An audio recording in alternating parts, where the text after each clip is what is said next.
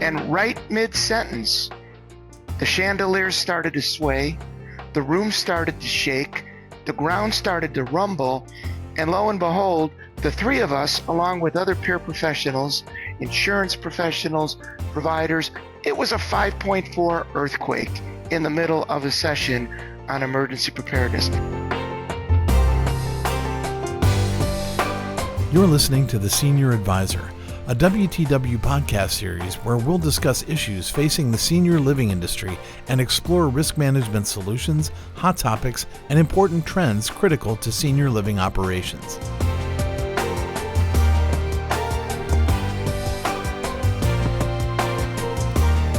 Welcome to the Senior Advisor podcast. My name is Rhonda Domino, and I will be your host for today's discussion. Today, we will be discussing emergency preparedness for senior living. This podcast is designed to equip senior living leaders with the insights, strategies, and real-world expertise they need to protect their communities and strengthen organizational resilience.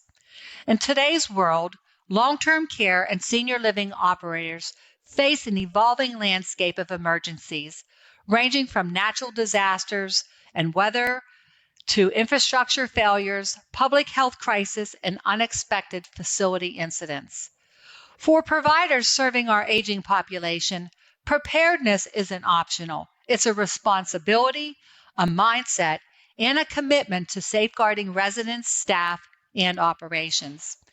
Today, we will sit down with the industry's most experienced emergency management professionals, thought leaders, and recovery specialists to break down the concepts that matter the most.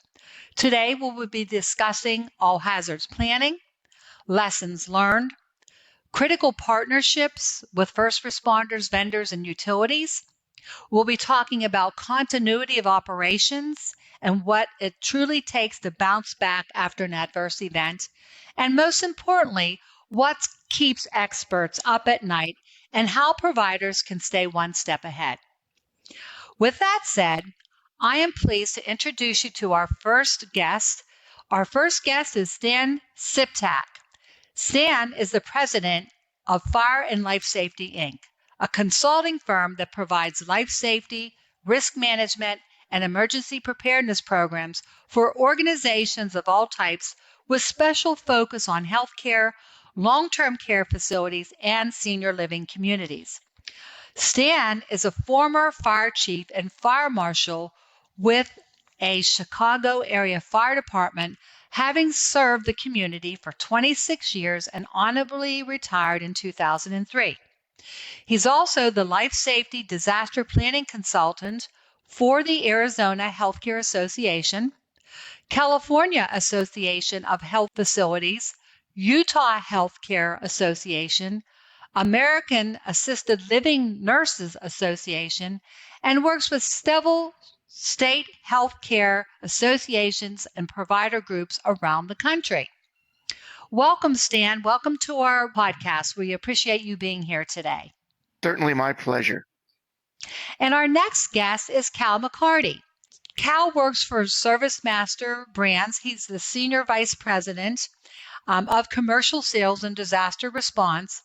Cal has over 10 years of experience in the insurance industry and risk management industry and is now working as a Senior Vice President of Sales for ServiceMaster, the nation's leading provider of 24/7, 365 residential and commercial disaster restoration services. Welcome both Stan and Cal. So happy to have you join our call today.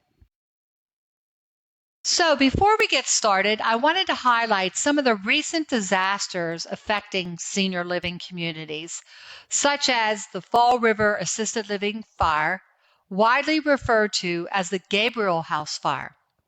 This was a 5-alarm fire that broke out at the 100-unit Gabriel House Assisted Living Facility in Fall River, Massachusetts. The fire was reported at about 21:50 or 1:50 Central Time and quickly spread through the 3-story wood frame building with residents visible at upper floor windows when firefighters arrived. The next area I'd like to highlight, we all know about the California wildfires that occurred last year. And we all are very familiar with Hurricane Irma. These disasters really required all hands on response. And keeping those disasters in mind, I'd like our guests today to consider lessons learned, share that information as they delve into real time preparations and solutions that could mitigate terrible losses that surface due to these emergencies. So, with that said, my first question goes to Stan. Stan, with a wide variety of emergencies and disasters impacting long term care and senior living communities, what are some of the key concepts that providers need to know to be adequately prepared? Rhonda, that's a great question because with the wide variety of emergencies and disasters that can impact a long-term care facility, a senior living community, or any occupancy for that type, we've got to be prepared for everything. I think about my time when I started as a firefighter in the late 1970s. Being a firefighter was put the wet stuff on the red stuff. We responded to fires, and then it evolved into providing emergency medical services. And then firefighters needed to become hazardous material techs, and then ultimately first responders to weapons of mass destruction. Think about the wide variety of emergencies that can occur in a senior living community, long-term care facility, nursing home, memory care unit. The power goes out, a fire starts, a wildfire is approaching, a hurricane alert is issued, a tornado warning has been issued for an area. Anything and everything can happen in these types of facilities. Our first responders in our communities take what's called an all hazards approach to emergency management. It doesn't matter if it's a fire, flood, mass casualty incident, active shooter, they've got a protocol of managing the emergency. So the circumstances of the emergency don't manage them. They respond proactively. They've got an approach that identifies all the things that can happen in their facility. And we call that hazard vulnerability assessment, knowing the threats and perils. And once we identify what happens at each individual community or facility, then you can adequately plan to respond to the types of emergencies that can happen there. I think of some of the other tragedies that have occurred in long-term care. One of them was at a client facility in Southern California. It came in as an activated fire alarm. It turned out to be a bona fide fire. When police were on the scene, it was determined that it was an intentionally set fire with gasoline. And when first responders started to make their way up the senior living facilities stairwells to go fight the fire on an upper floor, they were met by an elderly resident who had a firearm and opened fire on those first responders. So what came in as a fire alarm, typical kind of scenario that all of our members and insured on the calls today deal with, turned into a bona fide fire, turned into an active shooter situation. How do you manage that kind of chaos? Well, first responders utilize a system called incident command, something that we'll probably talk about as we get through the conversation today. But that all hazards approach, it starts with preparedness and it ends up with what Cal's going to talk about today, recovery and restoration. Thank you for sharing that situation or that case study. Again, you have to be prepared for any type of disaster. And I think there's a heightened awareness or a heightened emotional response during these types of events, too, that we have to train our staff and the first responders to, how to handle those type of situations. So great response. My next question goes to Cal. Cal, considering what Stan had just talked about, having an all hazards emergency management posture, how does that factor into recovery and restoration and the restoration side of the equation? Can you elaborate on that? Yeah, sure. I think it's very synonymous, right? It runs very parallel with what Stan said, and it all starts with that word preparedness. I think when you're working with your fire protection people, with your fire safety folks, up front, it's important to have your recovery partners in that same conversation. I always say it's got to be on what's called the agenda. Everybody has one at home, in a meeting, midday, end of business day with a team or yourself, right? You look at what's important to you that day, what your goals are for the week, month, year, whatever that might be, and you relate to that daily. Your preparedness in recovery and your preparedness up front to be better in recovery, it starts on the agenda to make sure you're looking at it every single day. The more prepared you are up front, obviously the less recoveries you're going to have, and we've seen that happen over the years. The folks that have their bona fide partnerships and their readiness plans constantly talked about, and it has good continuity. It's digital and available to everybody. They have less incidences, which leads to a better, quicker recovery in the end. To kind of keep it broad, but yeah, it just needs to. You need to keep it on the agenda. Constantly talk about it and have a good roster of folks that you're constantly meeting with. Know who you're calling, know who's going to be there when you need them, what the process looks like. It's that simple to get started. And, I've seen a good change to a lot of people getting to that agenda and knowing their roster and knowing their partners, but there's still a lot to be had out there as far as preparedness and being ready for recovery and knowing what to expect. And thank you for that. The thing that really surprises me, and I always share my personal experience, but I have the luxury of going to communities all across the country and doing risk assessments. And oftentimes I see where the emergency operations plans they're in a back corner in the administrator's office, and they haven't been looked at, reviewed. They have dust on them. Or sometimes they're not even anywhere to be found. So just stressing the importance of conducting that hazard vulnerability assessment. And so they do have a good process for incident command. And it's just, I can't stress enough that those systems need to be put in place, and a thorough assessment needs to be conducted on an annual, if not more often, basis to really get a good touch point as far as where you're at with your readiness plan. So my next question will go then to Stan. When we're talking about these disasters, we know that there were significant incidents that occurred in senior living space. The one fire that we mentioned, the Gabriel House fire, where there were residents that died from this event. And then there was a nursing home explosion in Pennsylvania where 3 people were killed, including 2 residents and a caregiver. So Stan, what are your key takeaways from these incidents, as well as major wildfires that you've experienced in Southern California in early 2025? It really is all about a mindset of readiness. One of the things that I do, and I'll be doing it later this week at a couple of communities here in Arizona, I'll be doing all staff training. And when I start out staff training, the thing that I remind everybody, the 2 things that I remind everybody are this: they are all first responders, and it's a normal day until it isn't. That gas leak in Pennsylvania that ultimately killed 3 people in a skilled nursing facility. 2 of the decedents were residents. 1 was a staff member.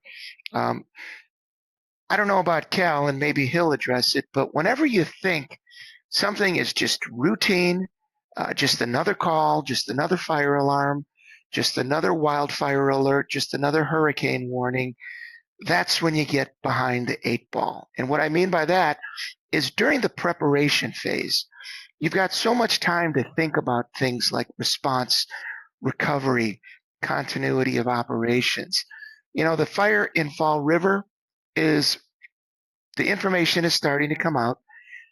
And one of the things that was definitely a factor in the death of 10 people and the injuries to dozens of others is it appeared, according to published reports, that the fire safety systems may not have worked in accordance with their design and with code requirements.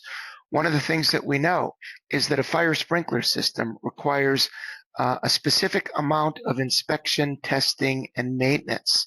We cannot take for granted how important it is to make sure that those systems are reliable. And in the case of the Fall River Gabriel House fire, it appears that fire sprinkler systems failed to activate, that there were a number of fire sprinkler heads that were on a national recall that ultimately did not operate. And again, all this information coming from published reports just indicates to me that we can't take for granted our levels of readiness, that when that wildfire warning comes, you've got to take it seriously. And when I speak directly to our senior living professionals, our long-term care force, and the people that work in any type of organization that provides care, comfort, and essential services to vulnerable populations, if an evacuation is required, you need to think about being the first out of Dodge, not the last out. You need to be proactive. You need to do training, drills, and exercises. You need to have partnerships with people like Cal and other restoration and continuity professionals, because I'll finish this segment with what I started out saying. It's a normal day until it isn't. That's a really good point, and that's so true. We always start out a lot of our risk management training with that statement, an ordinary day. But as that day unfolds, terrible things can happen. So, Cal, based on those that feedback from Stan, are you seeing the same types of attitudes where providers simply think it happened someplace else, so it's not going to happen here? Absolutely. I think there's two factors in that. There's it's never going to happen to us, or it's never happened to us. So we don't really need to put a lot of time into that planning, preparation, or agenda. And nothing could be further from the truth. There's, like Stan said it best, it's always a normal day until it isn't. And, the other side is when a lot of these providers get into reviewing an agenda, they're afraid when we start to review plans, when Stan starts to review plans with them, of that they've never started one, or it's very incomplete. Well, that's okay. That's our job, to go there and help them plan and set plans and review them. So if you have not really started the process, or you got one page into it, congratulations. Myself, Stan, we're there to start to complete that and review that for you. So I see that a lot where, well, we never really did that. We don't want to get in trouble. We're not gonna really push forward or share that with them, or it's not going to happen to me. And then I think something else Stan said that's very important is, in the case of a wildfire, say, that's on that side of the coast, it will never get to us. Well, some of the most affected, hospitals, nursing providers, healthcare providers that I've ever seen are far away from, say, ground zero of the fire, but they forget things like moving their patio furniture or things outside that their residents use, inside or into containment, or even turning off their HVAC system. So they were not in the path of the wildfire or burnt in the wildfire per se, but taking their eye off the ball because of the air quality, took their outside patio furniture or rec area away, or it caused more damage to air quality inside that they had to evacuate. The same as if a wildfire was, down the block. So that all goes with thinking through the preparation and making sure you don't take your eye off the ball on the small stuff, because that leads to the big. Rhonda, can we share the story that we all experienced collectively? Absolutely. We'd love to hear it. Yeah, absolutely. Well, you were there. Cal was there. Yes. I was there. Yes, that's right. Yep. That's correct. We had a wonderful experience. Yeah, it was just a great experience, but to the point, and the whole purpose of sharing this story was when I was on stage front and center at about 10:15 in the morning, I was talking about all hazard response. I was talking about the hazard vulnerability assessment and the importance of utilizing a standardized framework that's interoperable with our community's first responders. And of course, that is the incident command system. And right mid-sentence, the chandeliers started to sway, the room started to shake, the ground started to rumble, and lo and behold, the three of us, along with other peer professionals, insurance professionals, providers, it was a 5.4 earthquake in the middle of a session on emergency preparedness. Cal, what was your first thought? Yeah, my first thought was, wow, how clever of the host to prepare something so real. And then, me being one that's not prepared for it, everybody kind of from California did the squat and cover your head thing. Well, I stood up and started to walk out of the facility because I thought, okay, nothing over my head, out in the clear area, which is a complete wrong thing to do. So yeah, I went from, wow, how did they put this together, to, oh, this is a real earthquake, to doing the completely wrong thing because I was not prepared per se for an earthquake. So that's a great point. That's a really good story to bring up right now. Well, what they tell you to do, just like when I was a fire safety professional, going to your kids or your grandkids' school, I would teach them to stop, drop, and roll. But in California, everybody needs to know drop, cover, and hold. Well, that was a perfect example of why emergency preparedness and readiness is so important, and a true story, too. So, Stan, why is cooperation and collaboration so important in the emergency management continuum? You know, when I'm at a state association doing a keynote on emergency management, or in the dining room at a facility facilitating a tabletop exercise, one of the key points that I always stress is the last time that you want to be exchanging business cards with your first responders is in the midst of an emergency. You know, Cal continues to focus on preparedness, and even though his discipline is on recovery, the preparedness side of the equation, or the emergency management continuum, is where we have got the time. We're not under the gun. We've got the time to invite those first responders into our communities, to get them familiar with our environment of care, to get them focused on the true vulnerabilities that each of our communities presents or skilled facilities have. So those relationships will pay dividends in a crisis or during a disaster. Sometimes it's just a matter of knowing who to call. But in your industry, Rhonda, in Cal's and mine business, having those relationships fostered to the point that I can make a phone call. I know the person that I'll be calling. They're not just the fire chief. They're just not a county emergency manager or a state or federal official. There's someone that we know. And when we think about this, for those of you on the podcast today that are skilled nursing facility providers, or any of the 17 different provider types that receive CMS funding, you've got regulatory mandates.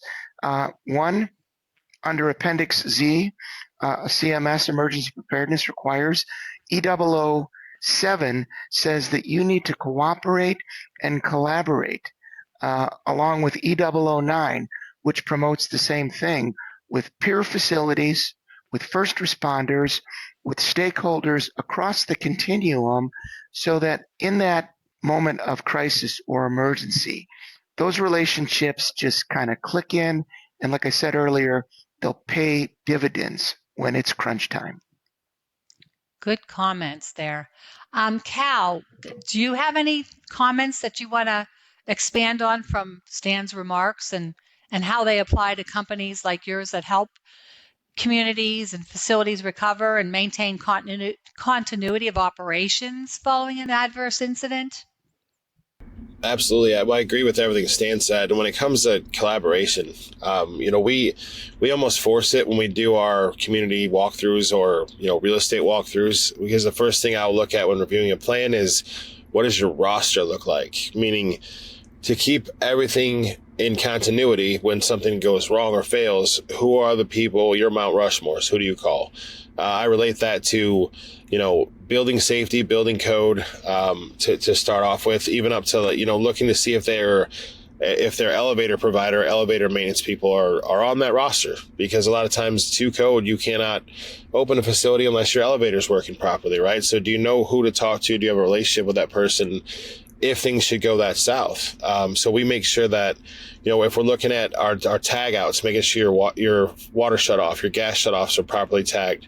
When's the last time your fire safety system or fire protection system was checked? It's been a while. Well, then I would collaborate right then and bring somebody like Stan in, right? So fire safety inspections, fire protection systems are not our specialty, but if they are not in line and we don't look at that in the plan, our recovery is going to be much harder. And the safety of the residents, safety of the client will be in much more danger. So to agree with Stan and kind of went a little long there, but you cannot do it without proper collaboration. You need everybody on that roster to be in, understand, and know what their role is. Hey, Cal, I bet the lack of focus on fire protection systems recently during hard freezes and stuff, the irony is those systems sometimes are the genesis of the loss. Why don't you talk about that for a second? When a fire sprinkler system freezes, causes a little bit of a problem in a building, doesn't it? Causes a little bit of a problem, and in depth outside of just flooding it, but also, it's considered in cleanup a lot of times Cat 3 water because it's not treated per se as Cat 1 water would be. So it causes for a much heavier recovery than a Cat 1 water would be, and that obviously creates more downtime, more money.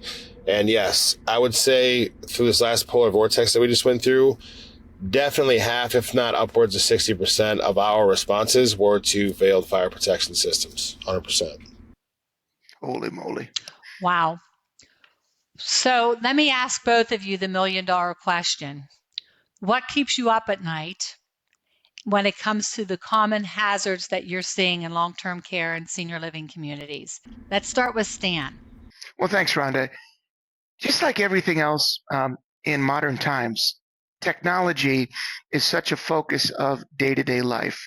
From the device that we've got in our pockets, known as a cellular phone, to the different things that are operating in our households. And that's the one thing I remind my clients.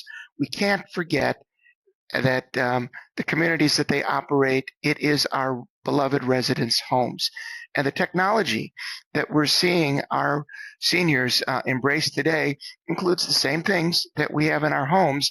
And if there was one thing that's kind of emerging that really is troublesome to me, because we have seen a preponderance of incidents, fire departments are responding to them all the time. And what I'm talking about are fires involving lithium batteries. Think about that chair that resident has, or that motorized scooters. I've got several incidents at client facilities just in the last year alone where overcharging or a malfunction of a battery causes a fire. And you know what? A lithium battery fire is not like the typical ABC fire. Common combustibles, flammable liquids, and energized electrical fires that I teach our first responders in our senior living communities and long-term care facilities to be prepared for. Think about it. That electric vehicle, what keeps me up at night? Well, here's the scenario. The Amazon Prime truck pulls up to the canopy of the assisted living facility, and all of a sudden, that lithium battery fails, and the next thing you know, you've got a fire that is significant. Back in the day, when I was on the fire department, if I pulled up to a car fire, let's say your car catches on fire, and it's a typical gas combustion car. If we couldn't put that fire out with half the tank water that we carried on the fire engine, which is 250 gallons, we weren't very good nozzlemen. We weren't very effective. But today, an EV catches on fire. There was one here where I live in Phoenix, where the Phoenix Fire Department, I think, had to use 60,000 gallons of water to put this fire out. They ultimately had to call in a dumpster.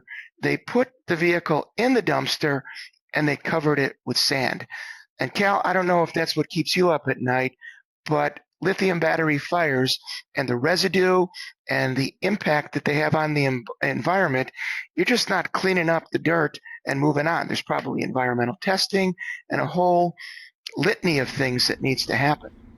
No, I fully agree with you. To touch on that, when we're doing our walkthroughs, we'll get into, say, some maintenance areas where, our maintenance teams, our maintenance partners have lots of tools, whether it could be shrub cleaners on the outside for landscaping or the drills that they use inside, leaf blowers, whatever it is. They all have 20-volt lithium battery systems. And how these things are charged, I've seen just some major fire hazards. One, those things just charging can fail all the time. They are not fail safe. And then they'll be in areas of highly combustible areas, sometimes with flammable materials in that same area, right? Cleaning products, whatever that might be. Daisy chained to different outlet chargers. I've seen that a ton. And then, like you said, when those fires happen, it's a totally different fire completely. It's not the ABC fire, like Stan said. All the way from that to just an outside smoking area for employees that, throwing a cigarette in a trash can. Things like that, and that seems very basic, right? But you'd be surprised how many large insurance fires are started that way. So, that all keeps me up at night from the cause and the safety of our partners and our clients. But, mainly just the preparedness, making sure that, my partners know how to say help when they need it. So it can be quick and in line and keep from that business interruption. That's why I don't stop talking about it. I coach it all the time, is how do you say help when it goes down? Who do you say help to? That's the most important thing. Is just know who your partners are, know how to use them, and know where they come from. So no charging of batteries in the room where there's oxygen storage for sure. I have walked into that exact scenario. So my question for Stan and Cal, if you could please tell our guests how to get in touch with you. Sure. The best way, I think, other than just direct email, stan@flsafety.org. That's Fire Life Safety, stan@flsafety.org. Connect with me on LinkedIn. As Cal and Rhonda know, I make a point of scouring the news every day. I monitor the feeds, and one of the things that I put out there is information about these incidents that occur on a daily basis. Today, I posted about a shooting in a skilled nursing facility. A couple of weeks ago, to Cal's point, it was all the frozen sprinkler systems that were causing nursing homes to do complete evacuations, to gas explosions, to vehicles that run into buildings. And Rhonda, that's one that we see pretty often, and some of them have got some fatal consequences. So connect with me, Stan Spitek, SZPYTEK, common spelling, on LinkedIn, or just email me at stan@flsafety.org. And Cal? Cal McCarty, cal.mccarty@servicemaster.com. And again, love the LinkedIn connection as well. Well, thank you both very much. You've brought forward some great information for our listeners. And whether the listener's an executive director, a regional leader, corporate operator, or frontline manager, this podcast is intended to support you in building safer, more resilient environments for the people who depend on you, like senior living organizations and operators. And thank you again for listening to our Senior Advisor podcast. We appreciate your attendance, and please feel free to reach out to myself, Stan, or Cal if you have additional questions. Thank you, and have a great day.